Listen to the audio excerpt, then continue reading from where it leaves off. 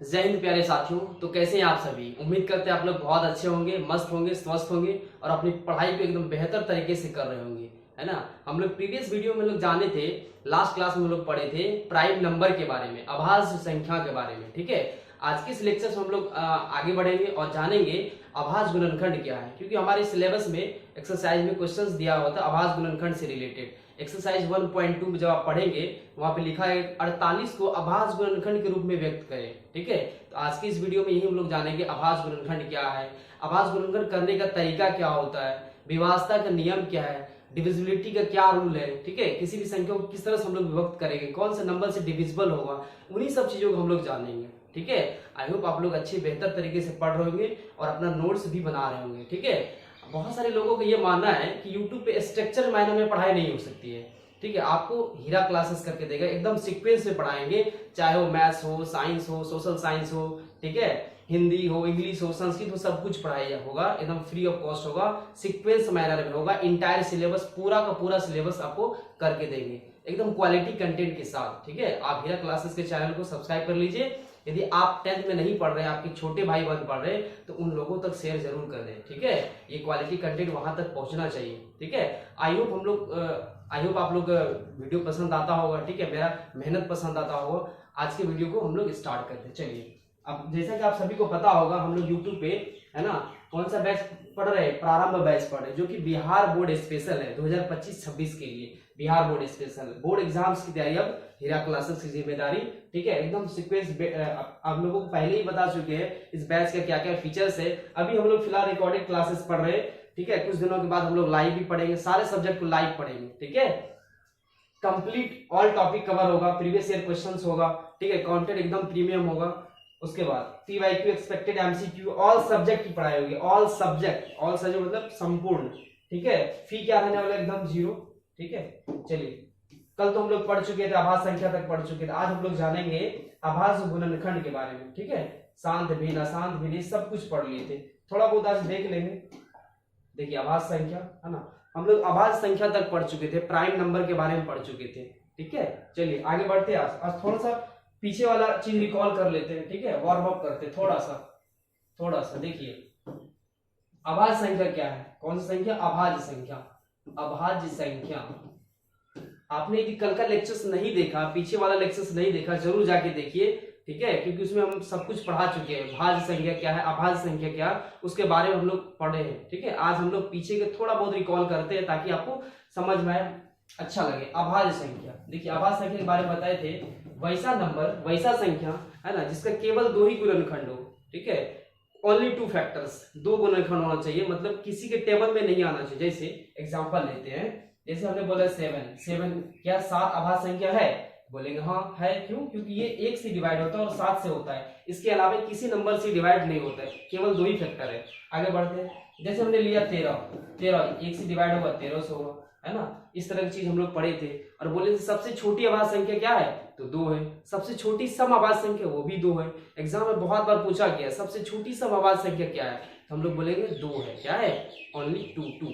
ठीक है, आगे बढ़ते हैं। देखिए, अभाज्य संख्या के बारे में पढ़े थे, आज हम लोग जानेंगे अभाज्य गुणनखंड क्या है। ये कल के क्लास में हम लोग पढ़े थे। चलिए आगे बढ़ते हैं। अभाज्य गुणनखंड, सहअभाज्य भी पढ़ चुके हैं। विभाज्यता का नियम, चलिए विभाज्यता के नियम को समझने से पहले हम लोग जानते हैं क्या सहअभाज्य संख्या क्या। अच्छा, सहअभाज्य संख्या तो पढ़ चुके हैं, आगे बढ़ते हैं। देखिए, समझिए, ध्यान से समझिएगा। हेडिंग डालिए अभाज्य गुणनखंड। हेडिंग क्या डालिएगा? अभाज्य गुणनखंड। अभाज्य गुणनखंड, है ना, अभाज्य गुणनखंड, प्राइम फैक्टराइजेशंस। अभाज्य गुणनखंड, अभाज्य गुणनखंड किस तरह से हम लोग करते हैं? प्राइम फैक्टराइजेशंस, इसको इंग्लिश में बोलते हैं prime factorisations. Prime factorisations, prime factorisation, अभाज्य गुणनखंड। देखिए, अभाज्य गुणनखंड क्या होता है? बेसिकली अभाज्य गुणनखंड में हम लोग भाज्य संख्याओं को अभाज्य संख्याओं के गुणनफल के रूप में लिखते हैं। क्या करते हैं? अभाज्य गुणनखंड में भाज्य संख्याओं को अभाज्य संख्याओं के गुणनफल के रूप में लिखते हैं। कैसे? समझिए, जैसे हमने एक संख्या एज्यूम किया, है ना, क्या एज्यूम किया? एक संख्या माना 12। क्या माना? 12। ठीक है, क्या 12 कौन सा संख्या? 12 एक तो भाज्य संख्या है ना, 1 से डिवाइड हो रहा है, 12 खुद से डिवाइड हो रहा है, 6 के टेबल में आता है, 2 से, 3 से, 4 से, है कि नहीं। किसे किसे हो रहा है, 1 से भाग लग रहा है, ठीक है। 12 से तो होगा ही होगा, 2 से होगा, है ना, किसे होगा, 2 से होगा, किसे होगा, 2 से होगा, 3 से होगा, है ना, 4 से होगा, 6 से होगा, 12 से होगा, है कि नहीं। देखिए 2 6 12, 3 4 12, 4 3 12, 6 2 12, 12 कम 12, है ना। इन सभी संख्याओं से विभक्त, इसीलिए ये क्या है, भाज्य संख्या है। अब भाज्य संख्या को ही हम लोग अभाज्य संख्याओं के गुणनफल के रूप में लिखते हैं। देखिए इसी को हम लोग बोलते हैं अभाज्य गुणनफल। जैसे 12 को क्या लिख सकते हैं, 1 गुना 12 लिख सकते हैं, है ना। 12 को क्या लिख सकते हैं, 2 गुना 6 लिख सकते हैं, 2 6 12, 3 गुना 4 लिख सकते हैं, 3 4 12, ठीक है, 4 3 12, है कि नहीं, वही रिपीटेशन हो गया, है ना। 12 गुना 1 इस तरह से लिख सकते हैं। क्या और भी तरीका है इसको लिखने का, एकदम नहीं, ठीक है। आप ध्यान से समझिएगा। तो 12 हमने क्या लिखा, 1 गुना 12, 2 गुना 6, 3 गुना 4, क्या ये अभाज्य गुणनखंड में लग रहा है आपको। अभाज्य संख्या क्या है, जैसे देखिए अभाज्य संख्या क्या है, 2 हो गया, 3 हो गया, 5 है, 7 है ना, 11 है, 13 है, 17 है, ये सारा संख्या है कि नहीं। 8 नहीं है, 2 चौक 8 9, 3 के टेबल में आता नहीं है ना। 2 3 5 7 11 13 17 ये सब है अभाज्य संख्या। अब देखिए यहाँ पे, देखिए 6 को देखिए यहाँ पे, इसको तो हम लोग गुणनखंड रूप में ब्रेक किए, बट ये जो 6 है ये अभाज्य संख्या नहीं है, अभाज्य संख्या नहीं है, क्या ये भाज्य संख्या है। कौन संख्या है, ये भाज्य है, इसीलिए हम लोग को, है ना, इस तरह से ब्रेक नहीं कर सकते। हम लोग अभी पढ़ रहे अभाज्य गुणनखंड। 4 ये भी अभाज्य संख्या नहीं है, क्या है, भाज्य संख्या है, क्या है, भाज्य संख्या है। हम लोग को 12 को इस तरीके से ब्रेक करना है ताकि वो अभाज्य संख्याओं के गुणनखंड के रूप में ब्रेक हो, ठीक है। देखिए तरीका क्या होता है, जैसे 12 लिए, है ना, 12 लिए अभाज्य गुणनखंड मतलब ये हुआ, देखिए 12 क्या 2 से डिवाइड हो रहा है ना, 2 6 12, है ना, 2 3 6, है ना, 3 कम 3। अब देखिए 12 को ऐसा लिख सकते हैं, है ना, 12 को लिख सकते हैं, क्या लिख सकते हैं, 2 गुना 3, है ना। एक नहीं लिखेंगे, एक को किसी भी नंबर से मल्टीप्लाई करते हैं सेमी नंबर होता है कि नहीं। अब आप देख पा रहे होंगे 12 को जो अभी लिखे, ये फैक्टर किए, 2 गुना 3, ये सारा अभाज्य संख्या है। 2 भी अभाज्य संख्या, 3 भी अभाज्य संख्या। तो इस तरीके से हम लोग को लिखना, ना कि ये तो भाज्य संख्या हो गया ना। तो अभाज्य गुणनखंड का मतलब ये होता है किसी भी भाज्य संख्या को, है ना, अभाज्य संख्याओं के गुणनखंड के रूप में लिखना, गुणनफल के रूप में लिखना, उन्हीं को हम लोग बोले अभाज्य गुणनखंड, ठीक है। समझिए, आगे बढ़ते हैं। देखिए अब समझते अब विभाज्यता के नियम का क्यों जरूरत पड़ता है, ठीक है। बहुत सारे बड़ा बड़ा नंबर जब देगा, है ना, बोलेगा 48 का अभाज्य गुणनखंड निकालिए, है ना, 2097 का अभाज्य गुणनखंड निकालिए। जब बड़ा बड़ा नंबर देगा, जैसे एक नंबर लिए, ठीक है, लिए 1648, है ना। अब कौन से नंबर से डिवाइड होगा, है कि नहीं, 2 से होगा कि 3 से होगा, 5 से होगा, 7 से होगा, 6 से होगा, 8 से होगा, 11 से होगा कि 10 से या 9 से, कौन से नंबर से होगा पता तो नहीं है। इसीलिए हम लोग सीखते विभाज्यता के नियम, ठीक है।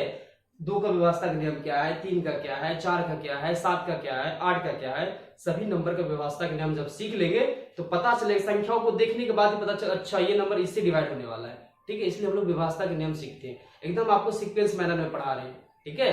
पेड क्लासेस में जिस तरीके से होता है वैसे ही आपको पढ़ा रहे हैं, ठीक है। आप पढ़ते चलिए, नोट्स बनाते चलिए बेहतर तरीके से, और जैसे सिलेबस, जैसे रियल नंबर, ये वास्तविक संख्या कंप्लीट होगा, आप मेरे नंबर पे मैसेज कीजिए और आपको हैंड रिटन नोट्स, मेरा जो हैंड रिटन नोट्स लिखा होगा वो आपको मिलेगा, ठीक है। आप इस नंबर पे मैसेज कर सकते 763397, है ना, 7500, इस नंबर पे आप मैसेज कीजिए और अपना नोट्स ले सकते हैं, या फिर हमारे व्हाट्सएप चैनल, टेलीग्राम चैनल पे जुड़ सकते हैं। इस नंबर पे मैसेज कीजिए, सब जगह ऐड हो सकते हैं। आगे बढ़िए। देखिए विभाज्यता के नियम सीखते हैं, हमने बताया विभाज्यता के नियम क्यों सीखते हैं। जब हम लोग अभाज्य गुणनखंड में ब्रेक करते हैं किसी भी संख्या को, तो वहां पे जरूरत होता है कि हमको पता ही नहीं चलता कौन नंबर किससे डिवाइड हो रहा है, इसलिए हम लोग विभाज्यता के नियम को सीखना पड़ता है, ठीक है। आइए हम लोग जानते हैं विभाज्यता के नियम 1 by 1। देखिए सबसे पहले तो 2 से विभाज्यता, 2 से विभाज्यता बहुत ज्यादा इजी है ना। जैसे सम संख्या होता है ना, यूनिट प्लेस पे 0 2 4 6 8, वैसा ही यहाँ 2 से विभाज्यता के नियम है। 2 से विभाज्यता के नियम, यदि किसी संख्या के, है ना, क्या नियम है, ध्यान से लिखिए, यदि किसी संख्या के इकाई के स्थान पर, कहां पे, इकाई स्थान पर, इकाई के स्थान पर, कहां पे, इकाई के स्थान पर, है ना, इकाई का स्थान बोले तो यूनिट प्लेस, कौन सा प्लेस, यूनिट प्लेस, है ना, यूनिट प्लेस। यदि किसी संख्या के इकाई के स्थान में, है ना, 0, है ना, 2 4 6 या 8, इनमें से कोई एक हो, है ना, इनमें से कोई एक हो, तो वह संख्या तो वह संख्या दो से पूर्णतः विभक्त होगा, दो से पूर्णतः विभक्त होगा, ठीक है, दो से पूर्णतः विभक्त होगा। देखिए विभाजता के नियम पढ़ने के बाद हम लोग जानेंगे एलसीएम क्या है, एचसीएफ क्या है। जो 10th क्लास का जो सिलेबस में दिया है वो कल से हम लोग स्टार्ट करेंगे। ये रहा आज की क्लास तक ये बेसिक चलेगा, ठीक है। आपका एकदम जो बेसिक गोल था है ना, वही हम बेसिक थोड़ा बहुत स्ट्रॉन्ग कर रहे हैं, ठीक है। देखिए यदि किसी संख्या के इकाई का स्थान में क्या हो 0, 2, 4, 6, 8 इनमें से कोई एक हो, वह संख्या 2 से पूर्णतः विभक्त होगा। फॉर एन एग्जाम्पल की बात करें, देखिए एग्जाम्पल जैसे ले लिए है ना, 12 ले लिए, ठीक है, 2024 ले लिए, ठीक है, 1004 ले लिए, ठीक है, 20098 ले लिए, एक्सेट्रा बहुत सारा चीज, ठीक है। आप देख पा रहे हैं इकाई का स्थान यहाँ पे 2 है, यहाँ पे 4 है ना। इकाई को देखना, सिर्फ इकाई को देखना है ना, ये होता है ना इकाई, दहाई, सैकड़ा, हजार, इकाई के स्थान पे देखना है कि 0, 2, 4, 6, 8 इनमें से कोई एक होना चाहिए, सारा नहीं, इनमें से कोई एक होना चाहिए। कितना भी बड़ा नंबर हो या छोटा नंबर हो पता चल जाए। इकाई स्थान देखिए 0, 2, 4, 6, 8 में से कोई एक है तो मतलब वो संख्या 2 से पूर्णतः विभक्त होगा। इस तरह का एग्जांपल हुआ। हम लोग आगे बढ़ते हैं, 4 से विभाजता के नियम सीखते हैं। कौन सा? 4 से विभाजता के नियम। किससे? 4 से। देखिए समझिए, एक चीज समझिए, देखिए क्या होता है 2 है ना, 2 की पावर यदि एक करेंगे 2 है ना, 2 पे पावर 2 क्या होता है 4, 2 पे पावर 3 क्या होता है 8 है ना, 2 पे पावर 4 क्या होता है 16, समझ रहे हैं? 2 पे power n equal to n। देखिए समझिए क्या होता है, ये जो हमने लिखा है इससे क्या होगा ना, क्लैरिटी बढ़ जाएगी। ध्यान समझिए, किसी भी संख्या इकाई स्थान पे है ना, इकाई है ना, लास्ट वाला जो इकाई का स्थान पे दी है ना, 0, 2, 4, 6, 8 है, वो क्या होगा 2 से विभक्त होगा। लास्ट का 2 अंक को देखना है। 4 से विभाजता के नियम में क्या होता है, लास्ट का 2 अंक देखना है। 8 के विभाजता के नियम क्या है, लास्ट का 3 अंक देखना है।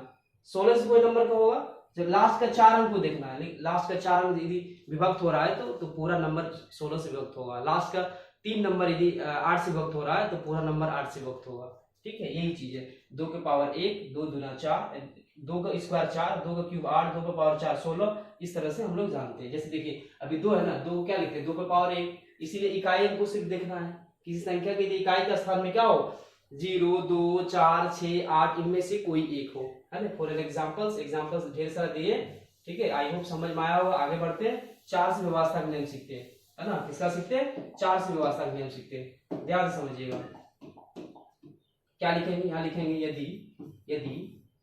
यदि किसी संख्या के अंतिम 2 अंक, संख्या के अंतिम 2 अंक है ना, अंतिम 2 अंक शून्य या अंतिम 2 अंक शून्य या 4 से विभक्त होता हो, 4 से विभक्त होता हो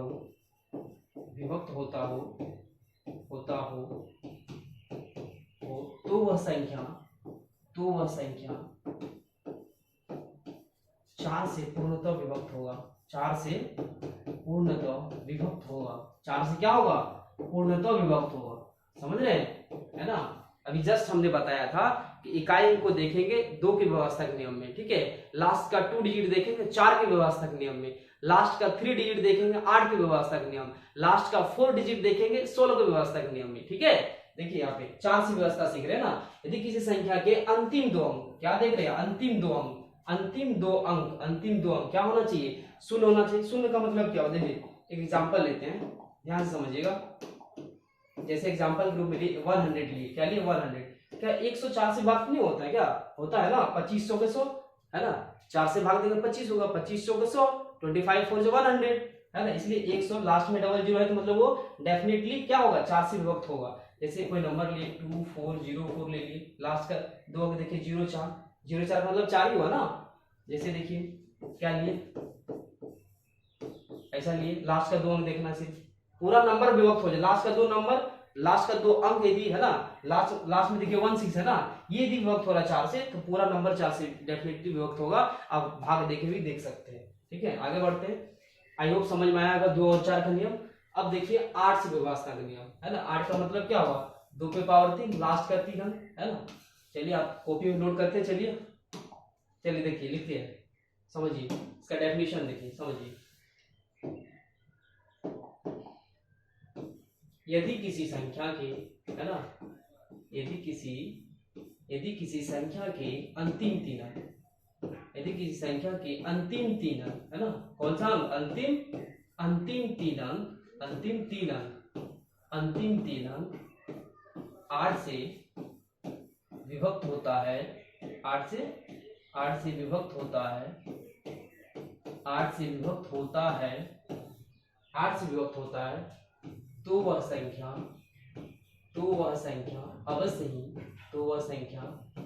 अवश्य ही 8 से पूर्णतः विभक्त होगा, 8 से पूर्णतः विभक्त होगा, है ना। यदि किसी संख्या के अंतिम तीन अंक, है ना, लास्ट का 3 डिजिट, चाहे वो 0 हो सकता है ना, जैसे 1000 को ले लिए एग्जांपल में, 1000 को ले लिए, 1000 कहीं 8 से नहीं होगा, इसको हम ब्रेक कर सकते हैं, 8 गुना 125 है कि नहीं। देखिए 8 पंजे 40 की 0 हासिल 4 पर 8 96 400 हो तो क्या 1000, तो मतलब क्या ये 8 से विभक्त होगा। लास्ट का 3 अंक, है ना, ये 0 हो या फिर लास्ट का 3 अंक 8 से विभक्त होना चाहिए, वो संख्या क्या होगा, 8 से पूर्णतः विभक्त होगा, है ना। देखिए लास्ट का 3 डिजिट 0 है, एग्जांपल ले लीजिए, ठीक है। 1000 हो गया, जैसे 512 ऐसा हो सकता है, लास्ट का 3 अंक 512 है कि नहीं। ये 512 जो है 8 का क्यूब है ना, 8 को 8 8 8 ऐसा लिख सकते हैं, 8 का क्यूब होता है 512, है ना। 8 से इसको विभक्त कीजिएगा, 64 बार में कटेगा, ठीक है, तो पूरा संख्या कटेगा 8 से, समझ रहे, डेफिनेट है। देखिए आपको भाग देखिए भी दिखाते हैं, देखिए क्या होगा, 8 एकम 8, है ना, 12 में 8 गया 4, ये आ गया 5, है ना, 8 पंजे 40, 8 पंजे 40, 8 से 48 हो जाएगा, ज्यादा हो जाएगा 5, है ना, ये 1 हो गया, 8 सत्ते 56, 8 से 48, 8 से 48, ये हुआ 3 माइनस की, तो उसके बाद 2 हो गया, 8 चौको 32 हो गया, कट गया ना पूरा, 32 खत्म, 0 0, है ना। रिमाइंडर 0 होना चाहिए, विभक्त होने का मतलब क्या होगा, रिमाइंडर कुछ नहीं बचना चाहिए, शेष नहीं बचना चाहिए, शेषफल 0 होना चाहिए, समझ रहे बात को। चलिए आगे बढ़ते हैं, ये रहा एग्जांपल, एक और एग्जांपल ले लेते हैं, ठीक है, 920404 एक्सेट्रा etc। अब समझिए 16 से विभाजक नियम क्या है, जस्ट वैसा ही जैसे हम ऊपर पढ़े, यहाँ क्या लिखेंगे, यदि किसी संख्या के अंतिम 3 अंक लिखें तो यहाँ 16 में लिखेंगे, यदि किसी संख्या के अंतिम 4 अंक 16 से विभक्त होना चाहिए, है ना। क्या लिखेंगे, चलिए लिखते हैं, यदि किसी संख्या के, है ना, क्या लिखेंगे, यदि किसी संख्या के, यदि किसी, भाई कॉपी में नोट्स करते चलो, हम जिस तरह से लिख रहे हैं वैसे ही आप लिखिए, सीक्वेंस में आने में किसी प्रकार का परेशानी नहीं होगा। यदि किसी, ठीक है, समय तो लगेगा, यदि किसी संख्या के, है ना, अंतिम 4 अंकों से बनी संख्या, अंतिम 4 अंकों से बनी संख्या, यदि किसी संख्या के अंतिम 4 अंकों से बनी संख्या 16 से विभक्त होता है, 16 से विभक्त होता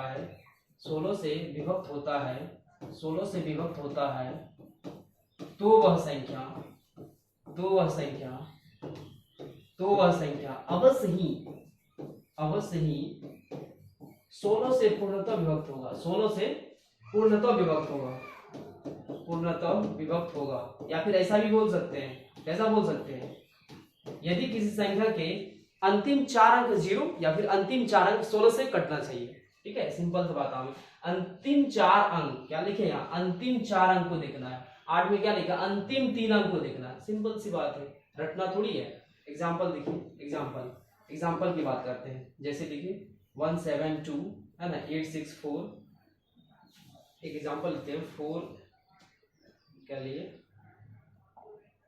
46864, ठीक है, ये नंबर लेते हैं। देखिए 46864, लास्ट का 3 डिजिट देखिए, क्या लिखे, लास्ट का नहीं 16 से देखिए ना, लास्ट का 4 डिजिट को देखिए, 4 से भाग दीजिए ना, 4 एकम 4, यहाँ बचा 2, 2 8 28, 4 7 28, 4 एकम 4 2, 2 4 24, 4 6 24, समझ में नहीं आया ना। देखिए समझिए क्या लिखे यहाँ पे, ध्यान समझिएगा, देखिए इसको हम प्रूफ करके दिखा रहे हैं आपको, है ना।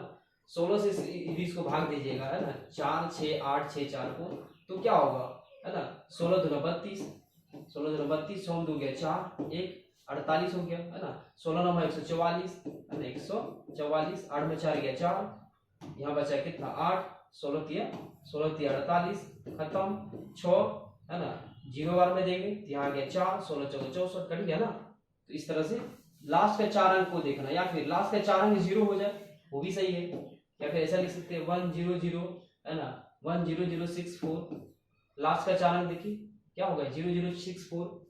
इस तरह से बहुत सारे नंबर हो सकते, लास्ट के 4 अंक को देखना है। ये रहा आपका 16 का व्यवस्था का नियम। आगे बढ़ते हैं, आई होप आपको समझ में आता होगा। देखिए 3 सी व्यवस्था का नियम, देखिए हमने अभी अभी तक क्या पढ़ाया, पहले बताया 2 का, है ना, 4 से व्यवस्था के नियम, उसके बाद 8 का, उसके बाद 16 का, एक ही जैसा है, इस तरह के एक ही टाइप का था, इसलिए एक जगह बता दिए। अब हम लोग 3 का पढ़ेंगे, उसके बाद 9 का पढ़ेंगे। देखिए समझिए 3 सी व्यवस्था का नियम क्या है। 3 सी व्यवस्था का नियम बहुत ज्यादा सिंपल है, एकदम सिंपल है, ध्यान से समझिएगा। यदि, है ना, इंग्लिश में बोलते हैं rule for divisibility, rule for divisibility, विभाजता का नियम, है ना। 3 से विभाजता का नियम समझते हैं। यदि किसी संख्या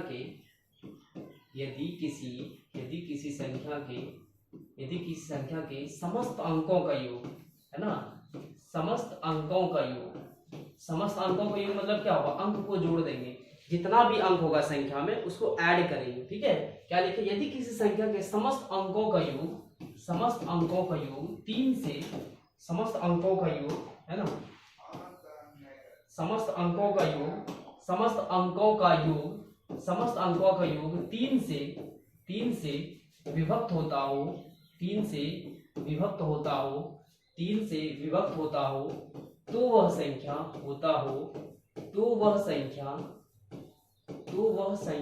अवश्य ही, है ना, तो वह संख्या अवश्य ही 3 से विभक्त होगा, तो वह संख्या अवश्य ही 3 से विभक्त होगा। किससे विभक्त होगा, 3 से विभक्त होगा।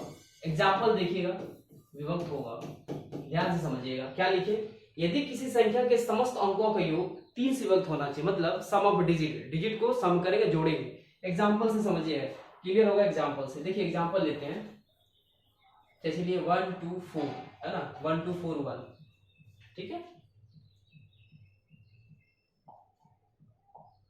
ये लिए एग्जाम्पल 1 2 4 2। देखिए समस्त अंकों का योग क्या लिखे, यदि किसी संख्या के समस्त अंकों का योग, है ना, समस्त अंकों का योग किसी विभक्त होना चाहिए, 3 से होना चाहिए, तभी पूरा का पूरा संख्या 3 से कटेगा। तो अंकों का योग कीजिए, क्या कीजिएगा, 1 + 2 + 4 + 2, ऐड कीजिए, 1 + 2 3, 3 + 4 7, 7 + 2 9, है ना। क्या 9 3 से विभक्त हो रहा है, भाग हो रहा है, 3 3 9, मतलब ये पूरा संख्या 3 से कटेगा। समझ रहे। एक और एक दूसरा एग्जाम्पल लीजिए, जैसे लिए 9 2 7 8 1, कितना बड़ा नंबर है कि नहीं। तो सबको ऐड कीजिए, कैसे, 9 + 2 + 7। देखिए इसका ट्रिक वगैरह भी होता है, ट्रिक्स भी बता सकते हैं, अभी इसलिए नहीं बता, आप 10th क्लास का सिलेबस पढ़ रहे हैं, ठीक है। आप 10th के बाद यदि पढ़िएगा मैथ्स, उसके बाद हम आपको ट्रिक वगैरह भी बताएंगे। जितना जरूरी है वही बता रहे हैं, ऐसा नहीं कि हाँ ट्रिक बता दिए, ये बता दिए, वो बता दिए, है ना, दुनिया भर की चीज बता दी, वो नहीं, तो जो जरूरी वही बता रहे हैं। 9 2 7 + 8 + 1, अंकों को जोड़ कीजिए, 9 + 9 18, 18 + 9 27, है ना, 27 विभक्त होता है 3 से, है ना, 3 9 27, एकदम सही है, ठीक है। आगे देखिए 9 9 9, है ना, 6 3 करके देखिए इसको, क्या करेंगे, 9 + 3, है ना, 9 3 27, उसके बाद तो 6 है ना भाई, 6 है, देखिए 6 + 3, सबको ऐड कीजिए, है ना, 9 + 9 18 + 9 27, 27 + 9 कितना होगा, 27 9 36, है ना, 36। ये भी तो 3 से विभक्त हो रहा कि नहीं, 12 3 36 होता है, मतलब पूरा संख्या क्या होगा, 3 से विभक्त होगा। यानी कोई भी संख्या है ना, उसमें जो भी अंक होगा सबको जोड़ेंगे और देखेंगे लास्ट में जो नंबर आएगा उसको 3 से विभक्त करेंगे। यदि वो नंबर 3 से विभक्त है तो पूरा का पूरा नंबर, होल नंबर क्या होगा, 3 से डिविजिबल होगा। आई होप आपको समझ में आ रहा होगा। चलिए आगे बढ़ते हैं। ये रहा 3 का व्यवस्था का नियम। अब है 9 का व्यवस्था का नियम, किसका, डिविजिबिलिटी, किनका, 9 का, 9 का। देखिए ध्यान से समझिएगा, यदि किसी संख्या के समस्त अंकों का योग, है कि नहीं, समस्त अंकों का योग 7 समस्त अंकों का योग, समस्त अंकों का योग 9 से विभक्त होना चाहिए। समस्त अंकों का योग 9 से विभक्त होना चाहिए, है कि नहीं? 9 से विभक्त होना चाहिए। ये आपका 9 का विभाजक नियम। एग्जाम्पल ले सकते हैं। एग्जाम्पल क्या लीजिएगा, जैसे 1 0 9 8 1, ठीक, इसमें वही है, अंक को जोड़िए और 9 से भाग दीजिए। 1 + 0 है ना, 1 + 0 + 9 + 8 + 1, जोड़िए कितना हुआ? 1 + 9 10 10 10 और 18 + 1 19, है ना, ये 19 हो गया। क्या 19 से 9 से विभक्त होता है? नहीं, तो मतलब ये पूरा संख्या 9 से विभक्त नहीं होगा, है ना। एक दूसरा एग्जाम्पल लेते हैं।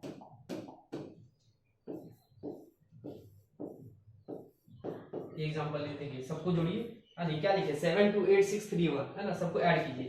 7 + 2 + 8 + 6 + 3 + 1 ऐड कीजिए, है ना। 7 + 2 9 9 8 17 17 सौ 23 23 + 3 26 + 1 27, है ना। 27 क्या होता है? 9 से विभक्त होता है कि नहीं होता है ना। 9 × 27, मतलब ये संख्या पूरा का पूरा विभक्त है किनसे? तो 9 से, है ना। किनसे? 9 से। आई होप समझ में आएगा। 3 और 9 का जो रूल होता है एकदम सिमिलर है। जिस तरह से 3 अंकों को जोड़े, 3 से विभक्त किए, हो गया, नंबर विभक्त हो गया। 9 से कैसे चेक करेंगे? यदि संख्या को अंकों को जोड़े और 9 से विभक्त हो रहा है तो पूरा संख्या 9 से विभक्त होगा। आगे बढ़ते हैं। अगला रूल क्या है? किनका है? 5 से विभक्त करेंगे। बहुत ज्यादा इजी है। क्या होना चाहिए? वैसी संख्या जिसके इकाई अंक में, है ना, इकाई अंक में क्या होना चाहिए? 0 या 5 होना चाहिए। क्या होना चाहिए? वैसी संख्या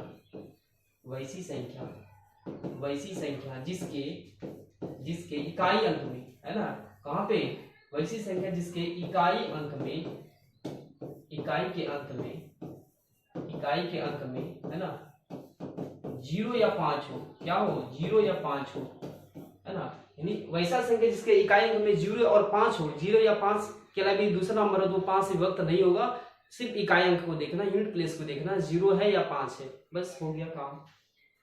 देखिए एग्जांपल, जैसे 5 का आप टेबल लिखे, क्या लिखते हैं? 5 10 15 5 20 5 25 5 30 5 7 35। आप देख पा रहे होंगे। देखिए यहाँ पे क्या क्या लिखा हुआ, देखिए यहाँ क्या लिखा हुआ, 5 है 0 है 5 है 0 है 5 है 0 है 5 है। यहाँ से क्या समझ में आ रहा है कि इकाई अंक में 0 हो या 5 हो तो तभी वो संख्या 5 से विभक्त होगा, है कि नहीं। आगे बढ़ते देखिए एग्जाम्पल। देखिए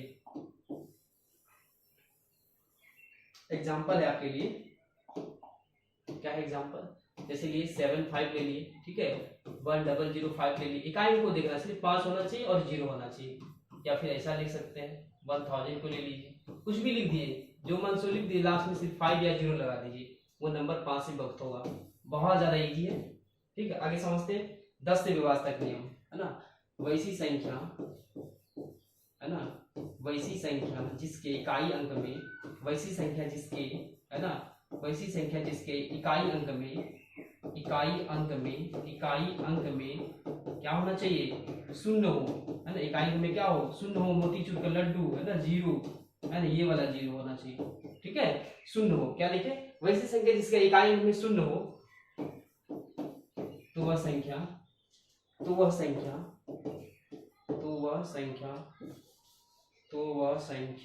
है ना, तो वह संख्या 10 से पूर्णतः विभक्त होगा। 10 से पूर्णतः विभक्त होगा, ठीक है। वह संख्या 10 से पूर्णतः विभक्त होगा। एग्जाम्पल लेते हैं। देखिए एग्जाम्पल समझिए, कुछ नहीं, सिर्फ 0 लगा दिए, कोई नंबर लिख दीजिए, 8 7 9 6 5, कुछ भी लिखिए, लास्ट में 0 लगा दीजिए, है ना। नंबर कोई भी हो, यूनिट प्लेस पे क्या होना चाहिए? 0 होना चाहिए। वही लिखिए, वैसी संख्या जिसके इकाई अंक में, यूनिट प्लेस में 0 होना चाहिए। जैसे 9 8 5 0 ले लिए, ठीक है, 1 0 0 0 ले लिए, etc, बहुत सारे नंबर, ठीक है। 5 और 10 का नियम क्या है? सेम है। 5 में क्या देखेंगे? इकाई अंक में 0 या 5। 10 में क्या देखेंगे? इकाई अंक में सिर्फ 0, ठीक है। आगे बढ़ते हैं, है ना। 5 और 10 का सीखे। देखिए आगे क्या है? आगे है 6 से विभाजक नियम। 6 से विभाजक नियम क्या मतलब? वैसी संख्या जो 2 और 3 के विभाजक नियम को संतुष्ट करता हो, या फिर ऐसा ही बोल सकते हैं, ऐसी सम संख्या जो जिसके समस्त अंकों के योग 3 से विभक्त होता हो, वह संख्या 6 से पूर्णतः विभक्त होगी, है ना। 6 से पूर्णतः विभक्त होगी। देखिए 6 से विभक्त का नियम क्या है? वैसी संख्या जो 2 एवं 3 के विभाजता के नियम, 2 एवं 3 के विभाजता के नियम को संतुष्ट करता हो, विभाजता के नियम को है ना, विभाजता के नियम को संतुष्ट करता हो, सेटिस्फाई करता हो, संतुष्ट है ना, संतुष्ट करता हो। क्या लिखे? वैसी संख्या जो 2 एवं 3 के विभाजता के नियम को संतुष्ट करता हो, तो वह संख्या है ना अवश्य ही 6 से पूर्णतः विभक्त होगा, है ना। किससे? 6 से पूर्णतः विभक्त होगा, 6 से पूर्णतः विभक्त होगा, है कि नहीं? क्या देखना है? वैसा नंबर जो 2 और 3 दोनों से विभक्त होना चाहिए। एग्जाम्पल लेते हैं, है ना। एग्जाम्पल देखिए, एग्जाम्पल जैसे हमने लिया 12 को, क्या 12 6 से विभक्त हो रहा है? पहले क्या देखना पड़ेगा, क्या ये 2 और 3 से विभक्त हो रहा है कि नहीं? 2 से कब विभक्त होता है? इकाई में 0 2 4 6 8 होना चाहिए, है कि नहीं? तो 12 में तो 2 है ना। 3 से कब होगा? अंक को जोड़िए, 2 + 1 3, है कि नहीं? 2 + 1 3, हाँ 3 से भी हो रहा है। 2 और 3 दोनों से होना चाहिए, किसी एक से नहीं। 2 से भी विभक्त होना चाहिए, 3 से भी होना चाहिए, तभी वो 6 से विभक्त होगा, है कि नहीं? 2 और 3 दोनों से विभक्त हो रहा है, इसलिए 12 6 से विभक्त होता है। कोई बड़ा नंबर लेते हैं, 1 0 2 4, है ना, 6 ऐसा ले लीजिए, है ना, यहाँ पे 0 ले लीजिए, ठीक है, ऐसा नंबर है। तो क्या देखेंगे? इकाई में 0 है, मतलब ये 2 से विभक्त है। अब सम ऑफ डिजिट भी देखना है ना। जोड़िए, 1 + 0 1, 1 + 2 3, 3 + 4 7, 7 + 2 13, 13 हो गया। क्या ये 13 3 से विभक्त होता है? नहीं ना, इसलिए नंबर भी 3 से विभक्त नहीं होगा, ठीक है। 6 से विभक्त होने का मतलब है कि 2 और 3 दोनों के नियम को संतुष्ट करना चाहिए। जैसे हमने लिया, क्या लिया? 9 8 2 7, यहाँ पे 2 ले लिए, ठीक है। 162 ये नंबर लिए, ठीक है, ये नंबर लिए। क्या ये नंबर 6 से डिविजिबल है? तो पहले देखेंगे 2 से विभक्त हो रहा है या नहीं। 2 और 3 का चेक करेंगे। देखिए 2 से कब विभक्त होगा? इकाई हमें 2 है ना, 0 2 4 6 8 है, मतलब ये 2 से विभक्त है, 2 से विभक्त है। अब 3 का चेक करते हैं, सबको जोड़िए, है ना, 9 है ना, 9 9 9 18, 18 + 8 26 हो गया। नहीं हो रहा, तो ये संख्या 3 से विभक्त नहीं होगा। मतलब वैसा संख्या जो 2 और 3 के विभाजता नियम को संतुष्ट करता हो, सेटिस्फाई करता हो। देखिए इसके अलावा और भी समझिए, जैसे आपसे पूछा जाए, है ना, जैसे आपसे पूछा जाए, क्या पूछा जाए? आपसे पूछा जाए कि हमको बताइए, है ना, हमको बताइए 72 से कोई नंबर का विभक्त होगा। 72 से विभक्त होने का मतलब क्या है? इसको ऐसा 2 नंबर में ब्रेक करेंगे जिसके बीच कॉमन 1 होना चाहिए, एचसीएफ 1 होना चाहिए। जैसे 8 और 9, है ना, वैसा संख्या जो 8 और 9 दोनों से विभक्त होना चाहिए, वो 72 से विभक्त होगा, ठीक है। जैसे देखिए, इसको ऐसा भी तो लिख सकते हैं, 1 × 72, है कि नहीं? इसको लिख सकते हैं 2 × 36 लिख सकते हैं, है कि नहीं? इसको लिख सकते हैं 3 × 24 लिख सकते हैं, बहुत सारे तरीके से लिख सकते हैं। बट यहाँ पे क्या है, 2 और 36, इसके बीच में 2 कॉमन है कि नहीं? 3 24 में 3 कॉमन है, बट 8 और 9 के बीच में सिर्फ 1 कॉमन है ना। एचसीएफ उसका 1 होना चाहिए। 2 संख्या को ऐसा ब्रेक करो और उसके बीच का एचसीएफ यदि 1 आ रहा है तो वो दोनों नियम को संतुष्ट करेगा। 8 और 9 दोनों से यदि विभक्त होगा तो वो संख्या 72 से विभक्त होगा, है कि नहीं? इस तरह से आप 24 का भी बना सकते हैं, अपने से बना सकते हैं रूल। आगे बढ़ते हैं, देखिए अब देखिए 11 से विभाजता का नियम, है ना। किससे? 11 से विभाजता का नियम, ये मोस्ट इंपॉर्टेंट है ना। ये आज का ये लास्ट क्लास है, आज का ये लास्ट टॉपिक है, ठीक है। 11 से विभाजता का नियम पढ़ने के बाद हम लोग क्या करेंगे, आज के सेशन को एंड करेंगे और नेक्स्ट सेशन हम लोग जानेंगे एलसीएम और एचसीएफ। पहले देख लीजिए 11 से विभाजता का नियम, देखिए क्या है 11 से विभाजता का नियम, क्या मोस्ट इंपॉर्टेंट, बहुत ज्यादा इंपॉर्टेंट है। देखिए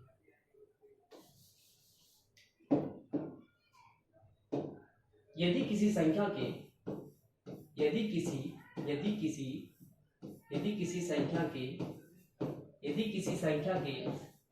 सम स्थानों पर स्थित अंकों का योग, सम स्थानों पर स्थित अंकों का योग,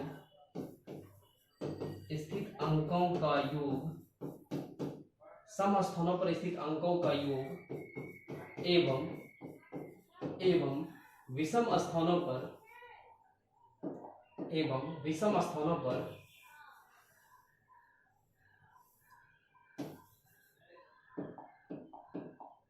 क्या लिखे? यदि किसी संख्या के सम स्थानों पर स्थित अंकों का योग एवं विषम स्थानों पर स्थित अंकों का योग, विषम विषम स्थानों पर, ठीक है, अभी लिख रहे हैं, अभी समझा भी रहे हैं, वेट कीजिए। यदि किसी संख्या के सम स्थानों पर स्थित अंकों का योग एवं विषम स्थानों पर स्थित अंकों का योग,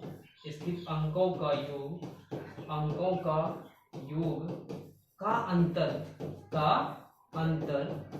अंतर क्या होना चाहिए? अंतर 0 या 11 का गुणज हो, 0 या 11 का गुणज हो तो वह संख्या अवश्य ही 11 से पूर्णतः विभक्त होगा, 11 से पूर्णतः विभक्त होगा, 11 से, है ना, पूर्णतः विभक्त होगा, ठीक है, पूर्णतः विभक्त होगा।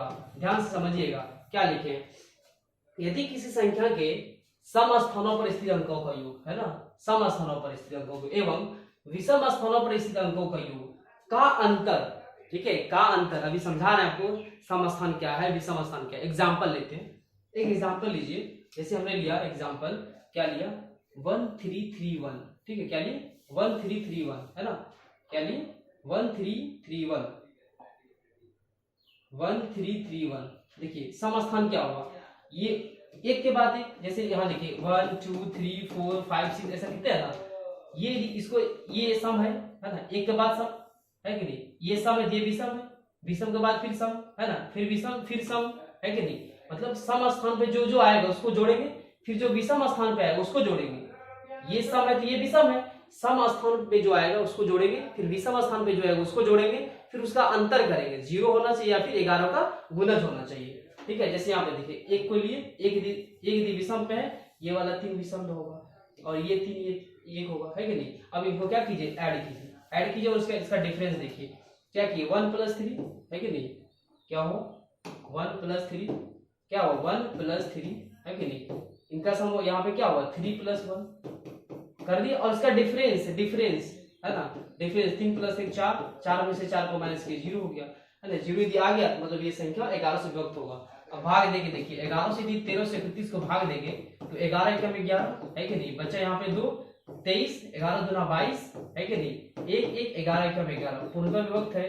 तो मतलब समझ में आ रहा होगा, क्या समझे, यदि किसी संख्या के सम स्थानों पर स्थित अंकों का योग तथा विषम स्थानों पर स्थित अंकों का योग का अंतर 0 या फिर 11 का गुणज है तो वह संख्या क्या होगा, पूर्णतः 11 से विभक्त होगा, ठीक है। एक और एग्जांपल लेते हैं, जैसे देखिए क्या लिए 1 1 2 1 लिए, ठीक है, तो 1 + 1 कितना होगा 2, यहाँ बच गया 2, 2 - 2 0, हाँ ये 11 का स्क्वायर है, 11 × 11 विभक्त हो गया।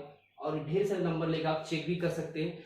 नेक्स्ट वीडियो में हम लोग जानेंगे एलसीएम क्या है, एचसीएफ क्या है, ठीक है। और भी आगे सारा सब्जेक्ट का बैकएंड में एकदम क्लासेस का तैयारी चल रहा है, ठीक है। सब कुछ आपको सीक्वेंस मैनर में मिलेगा, है ना। हम लोगों का मेहनत कैसा लग रहा है आपको, अच्छा लग रहा है तो वीडियो को लाइक कीजिए, चैनल को सब्सक्राइब जरूर कीजिए, है ना, और अपने यार दोस्त तक जरूर शेयर कीजिएगा। बहुत बहुत धन्यवाद, मिलते हैं हम लोग कल के सेशन में।